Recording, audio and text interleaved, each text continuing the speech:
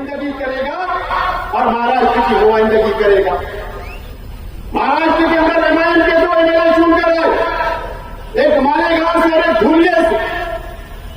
आपने क्या 5 साल के अंदर कभी जायजा लिया क्या आपके एमएलए जिन्होंने आपने जिसको वोट दिया वो 5 साल में आपकी नुमाइंदगी किया या नहीं किया? क्या आपने कभी फैसला किया? क्या कभी आपने सोचा?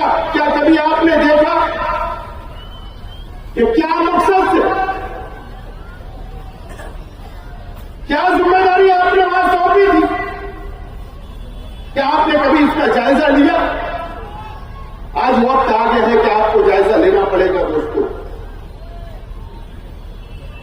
अगर कोई एक एमएलए चुनकर आता तो उसकी ये जिम्मेदारी नहीं होती कि वो उसकी शहर की सिर्फ नुमाइंदगी कर सकता। उसकी ये नुमाइंदगी, उसकी जिम्मेदारी होती है कि अगर महाराष्ट्र के मुसलमानों के साथ कहीं भी अत्याचार हो रहा है, जुल्म हो रहा है, मुसलमानों के खिलाफ अगर कोई ताकतें जुल्म कर रही है तो कोई भी मुसलमान एमएलए या कोई भी हिंदू भाई एमएलए खड़े रह के महाराष्ट्र के असेंबली के अंदर बोल सकता है, आवाज उठा सकता है। क्या एक मर्तबा भी आपके लिए आवाज उठाई गई क्या? या ये महाराष्ट्र के मुसलमानों के लिए आवाज उठाई गई क्या?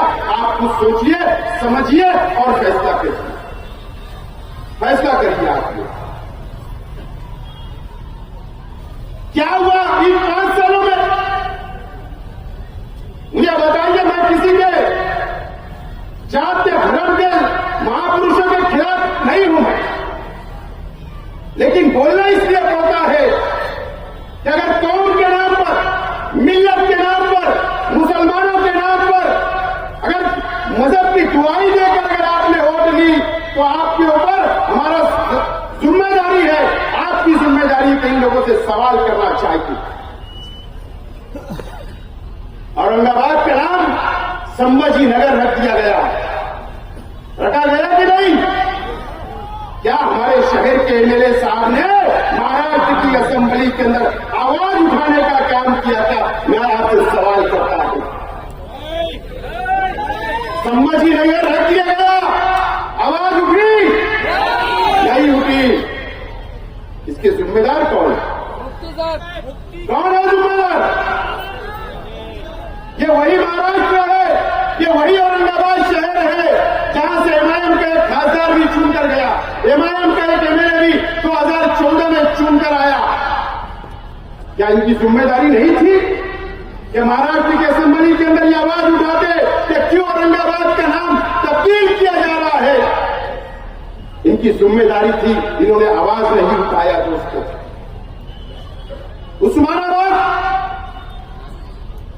उस्मानाबाद जिला जो हम बोला करते थे, उस्मानाबाद का नाम भी इसी 5 सालों के अंदर बदलने का काम किया गया। धाराशिव नाम रख दिया गया उस्मानाबाद का। क्या यह महाराष्ट्र के अंदर 2 एमएलए चुनकर आए? क्या हमारे शहर के एमएलए ने वहां पर आवाज उठाने का काम किया? क्या कभी आपने ये सोचा? कभी आपने नहीं सोचा दोस्तों। आज अहमदनगर का नाम, आज अहमदनगर का नाम तब्दील कर दिया गया। अहिल्याबाई होलकर के नाम से नाम रख दिया गया। क्या हमारे शहर के एमएलए या जितने भी महाराष्ट्र के अंदर मुसलमान एमएलए थे, क्या उनकी जिम्मेदारी नहीं है क्या? ये नौजवान आपको सोचना है, ये शहर के आवाम को सोचना है, किस लिए आपने वोट दिया, किस लिए आपने वोट दिया? बताइए मुझे आप। इन 5 सालों के अंदर क्या हुआ? हमारे हुजूर की शान में गुस्ताखी हुई, रामगिरी महाराज ने हमारे हुजूर की शान में गुस्ताखी की। ये सिर्फ जाकर शहीदों की यादगार के पास एहतजाज दर्ज करने का काम किए। आज का मैं बोल रहा हूं, आज आदिवासी भाई जितने एमएलए महाराष्ट्र के अंदर उनके समाज के ऊपर उनका आरक्षण खत्म करने की बात की जा रही थी, आज पूरे महाराष्ट्र के वो आदिवासी आमदारों ने, एमएलए लोगों ने मंत्रालय के ऊपर से जाली के ऊपर छलांग मार दी, वहां एहतजाज किया, क्योंकि उनके समाज के ऊपर बात आई कि हमारे शहर के एमएलए मुंबई जाकर के उन्होंने कभी एहतजाज किया, क्या मुख्यमंत्री के सामने बैठे, क्या वहां पर आजाद मैदान में धरना किए, क्या? इसका जवाब कौन पूछे? नीतीश राणे जो बीजेपी का एमएलए, उसने क्या किया? मालेगांव शहर के अंदर आता है, मालेगांव शहर के अंदर आता है, किले के ऊपर चला जाता है, किले के ऊपर उसकी इतनी हिम्मत और ताकत हो गई और किले की तरफ बस्ती के ऊपर नजर डालकर उंगली बताकर ये बोलता है कि ये बस्ती कमिश्नर बाजू में है और उसके ऊपर कमिश्नर उसका सत्कार करता, इस्तेकबाल करता, उसको बोलता तेरे पास बुलडोजर नहीं होगा तो मैं बुलडोजर लाकर तोड़ डालता हूं ये बस्ती को। किसके राज में हुआ? इन 5 सालों के अंदर हुआ ये। क्या कभी आपने सोचा? क्या कभी आपने समझा? क्या आप हिसाब नहीं लोगे? क्या हुआ हमारे शहर के अंदर? गढ़ की यात्रा का मैं बार बार बोल रहा हूं, मैं पहले ही बोलता हूं कि मैं किसी के धर्म के खिलाफ नहीं हूं, किसी के धर्म के खिलाफ मैं नहीं हूं, लेकिन गढ़ की यात्रा के ऊपर ये 5 सालों के अंदर क्या हुआ मुझे बताइए। यही मंत्री दादा भूसे साहब, इनका लड़का आविष्कार भूसे, इनके कार्यकर्ताओं ने दरे गांव के पास में 5,000 10,000 लोगों का मजमा लगाकर कल की यात्रा को रमजान महीने के अंदर लेकर गए शहर से। तरावी की नमाज चल रही है, अफ्तार का वक्त हो रहा है, नंगा नाच करते गए। क्या एमएलए ने एक मुजम्मत की या धरना दिया या इनके खिलाफ मेमोरेंडम दिया? क्या ये फैसला आपको करना है। ये कभी ऐसा नहीं हुआ, 2 सालों से ऐसा हुआ। कब आप सवाल करोगे? ये शहर के अंदर हुआ, ये शहर के अंदर हुआ दोस्तों। आज और साधु नरसिंह नंद ने आज हमारे हुजूर की शान में गुस्ताखी किया। वो नालायक ने, वो ढोंगी ने, मैं मुजम्मत करता हूं। मुझे बताओ, कभी महाराष्ट्र के अंदर हमारे हुजूर की शान में गुस्ताखी होगी? कभी यूपी के अंदर गुस्ताखी होगी? कभी महाराष्ट्र के अलग अलग शहरों के अंदर गुस्ताखी होगी? तो इसका जवाब कौन देगा? कौन देगा जवाब?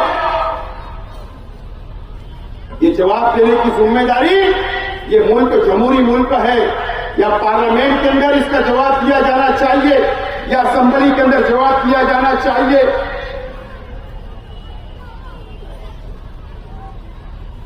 हालात दिन ब दिन खराब होते जा रहे हैं मुल्क महाराष्ट्र के। हमारी हुजूर की शान में गुस्ताखी हो रही है, मस्जिदों में घुसकर मारने की बात की जा रही है। अब यह फैसला आपको करना है कि आने वाले दिनों के अंदर इस शहर का एमएलए कैसा चाहिए आपको। 5 साल आपने देखा, 5 साल आपने देखा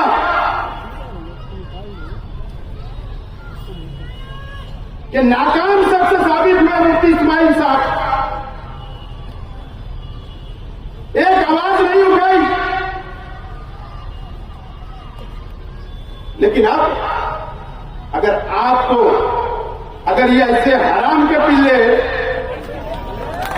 अगर हमारी हुजूर की शान में गुस्ताखी करेंगे, मस्जिद में घुसने की बात करेंगे, मुसलमानों पे मॉब लिंचिंग करेंगे, मुसलमानों को मारने का काम करेंगे, लाहौर जिहाद और लैंड जिहाद की बात करेंगे, तो कैसा एमएलए आपको चाहिए?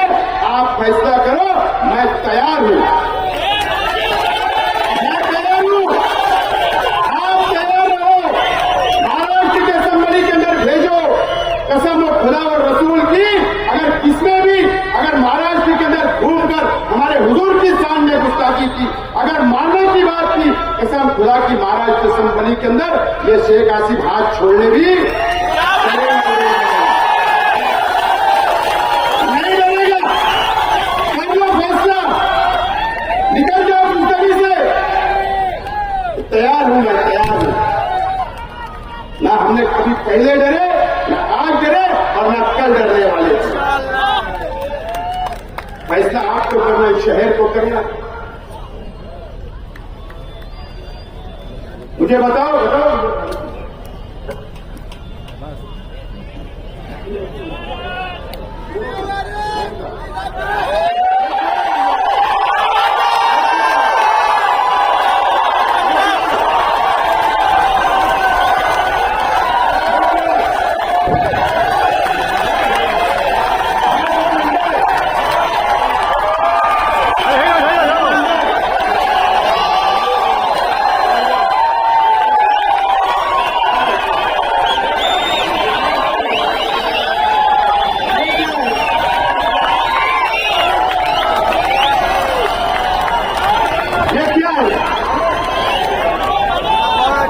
एक फिलिस्तीन का झंडा है और एक हमारे देश का जिससे हम मोहब्बत करते हैं उसका झंडा तिरंगा हमारा जो हमारा गर्व है, हमको उस पर फख्र है।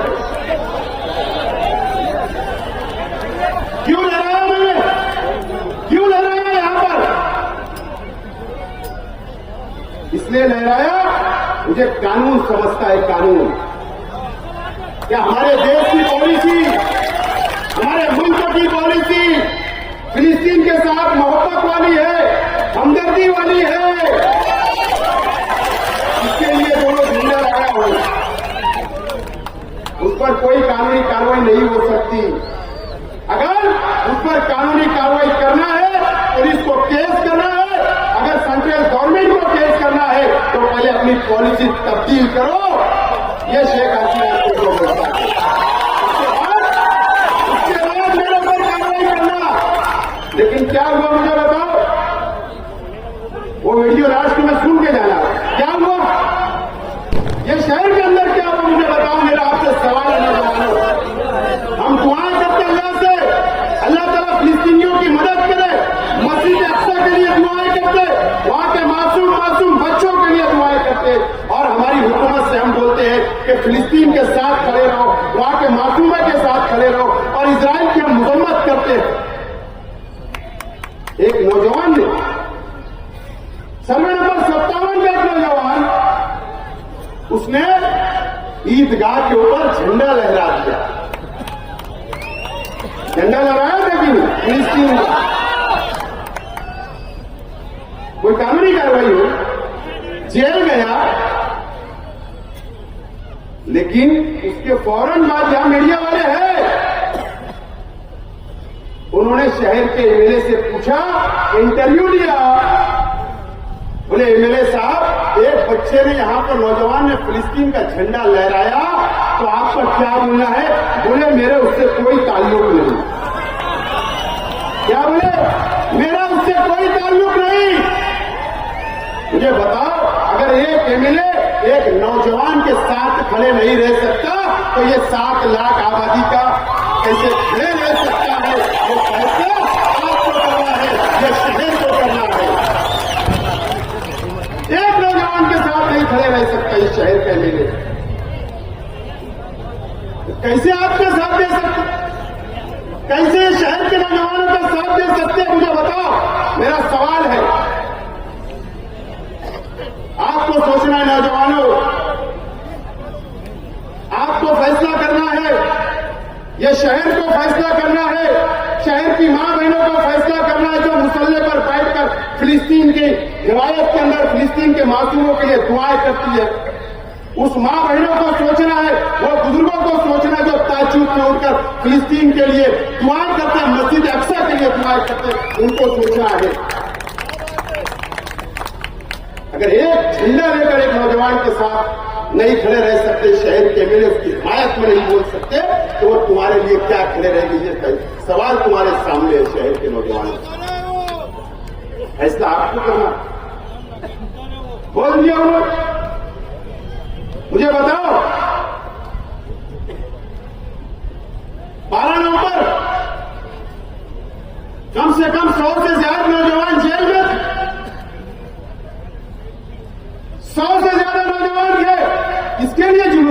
था? शहर बंद किसके लिए था? किसके लिए था? अरे हमारे हुजूर की शान में गुस्ताखी हुई, शहर बंद। अरे भीख मांगने वाला भी रास्ते पे नहीं था। एहतजाजी तौर पर मेमोरेंडम देने के लिए जा रहे थे।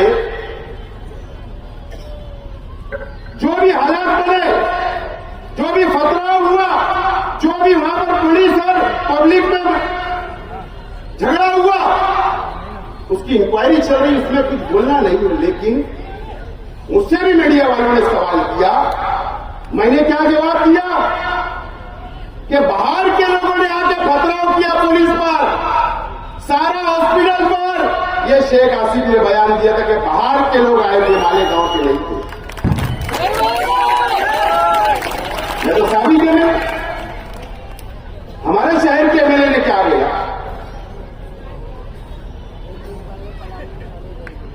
शहीद अब्दुल हमीद रोड के नौजवान, एक पार्टी के नौजवान, अज्जू लहसन वाला एक पार्टी का जिम्मेदार, बोले नशा कुत्ता गोली खिलाकर वहां पर प्लानिंग के साथ वहां पर बोले पत्थर रखे गए थे ब्रिज के नीचे, और एक प्लानिंग के साथ ये 12 नवंबर की घटना की गई। बोले इस तरीके का बयान इस शहर के एमएलए ने लोकल मीडिया पे नहीं, इंडिया टीवी के ऊपर रजत शर्मा के चैनल के ऊपर इंटरव्यू किया गया।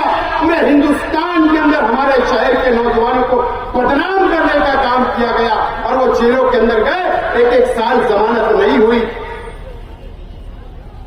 हमारे नौजवानों को फंसा दिया, बदनाम करके कुत्ता गोली का आदमी बना दिया, फंसाने का काम किया। पुलिस को जगह दी कि घुसो, डालो इनको जेल में, जुल्म करो। इस तरीके का एमएलए,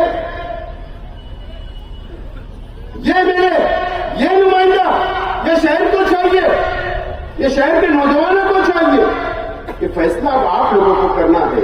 12 नवंबर में भी अल्लाह का करम है कि 5 लाख से ज्यादा रुपया मैंने कई नौजवानों को छुड़ाने के लिए हाई कोर्ट तक गया और छुड़ा के लाया। तो मुझे पूछ लेना, मदद की और करता रहूंगा, लेकिन आपको कैसा एमएलए चाहिए जो आपके लिए खड़े नहीं होता?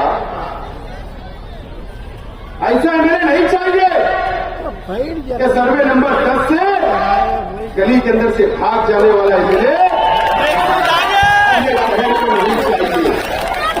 अब ये शहर को नहीं चाहिए। ये फैसला आप लोगों को करना है,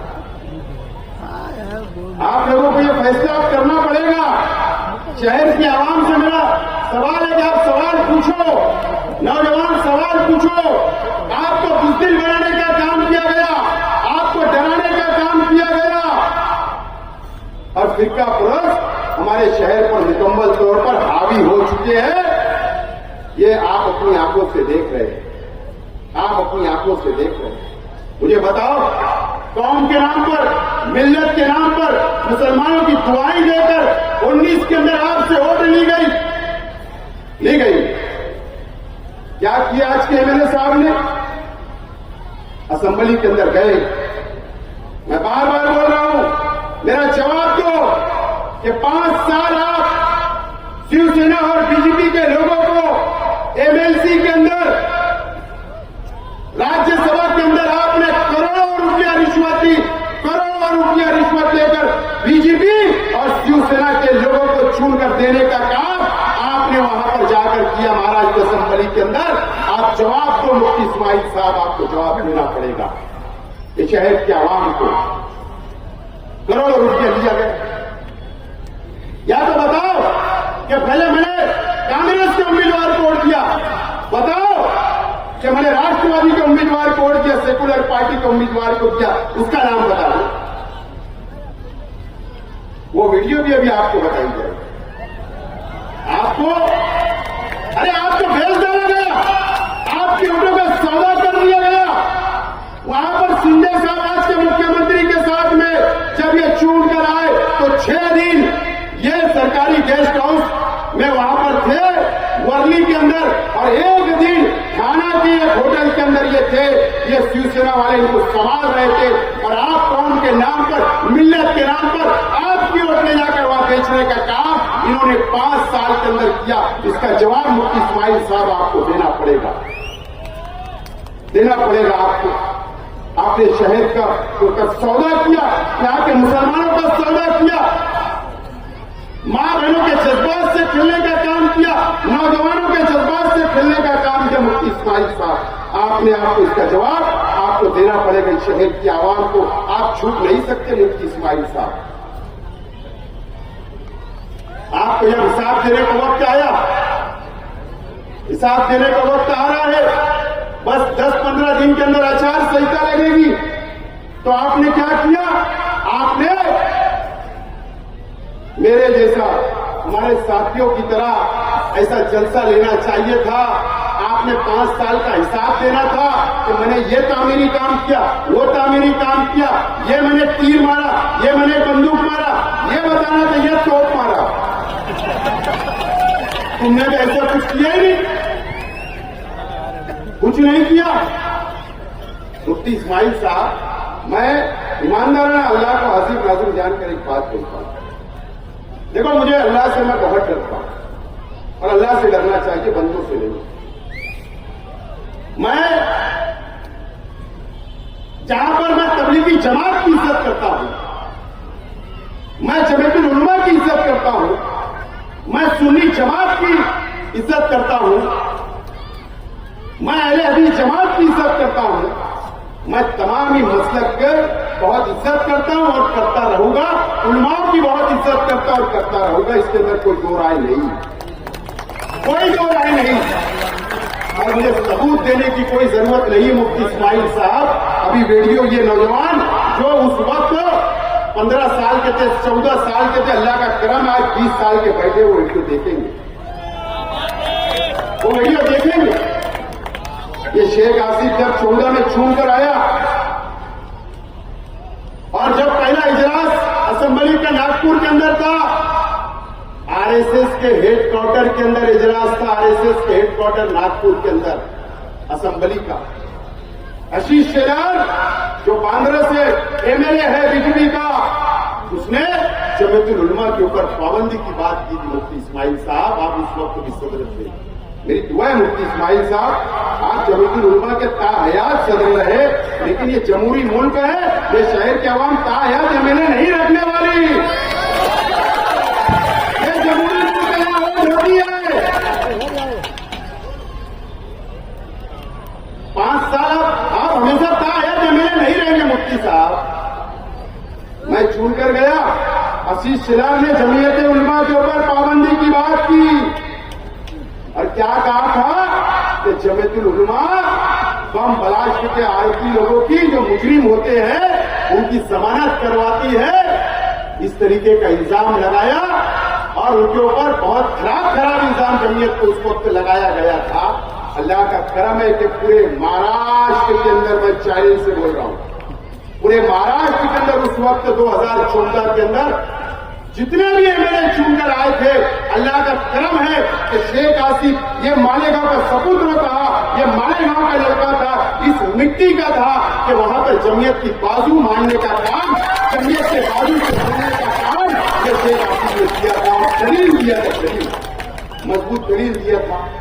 पाबंदी की बात आई तो मैंने वहां पर लड़ा, और अल्लाह का करम है मुफ्ती इस्माइल साहब, अगर आपकी याददाश्त अगर अच्छी नहीं होगी तो जाके महाराष्ट्र की जमीयतुल उलमा जो गुलजार आजमी साहब है और उनके साथी आज भी है दुनिया में, उनसे जाकर पूछना कि आपने इस्तेमाल किया था कि नहीं किया, शेख आसिफ का इस्तेमाल किया था कि नहीं, ये जाकर आप पूछना मुफ्ती इस्माइल साहब।